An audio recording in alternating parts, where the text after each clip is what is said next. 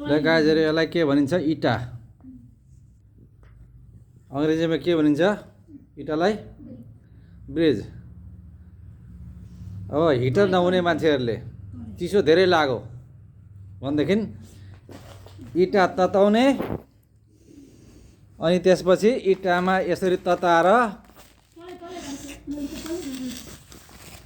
अब तपाईँलाई खुट्टा यसरी पाइताला यसरी ठ्याक्कसँगले राख्दाखेरि तपाईँको चिसो त नि सिधै ब्रेनमा यो तातो पुग्दो रहेछ हेर्नु है आथा था था था था था था था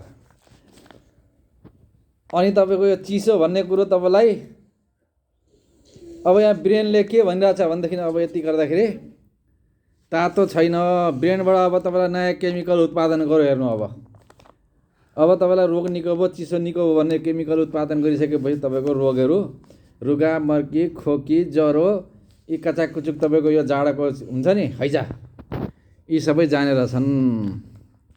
ल गाई तपाईँहरूले पनि तपाईँहरूले जसको घरमा हिटर छैन हिटरभन्दा धेरै राम्रो इँटा तताएर तपाईँले यसरी सेक्नु मैले चाहिँ गर्न थालेँ तपाईँहरू पनि गर्नुहोस् है भाइ यहाँ बस्दा भाइ बस्दा यहाँ ल खुट्टा खुट्टा खुट्टा खुट्टा से खुट्टा भाइ छिटो छिटो आइ छिटो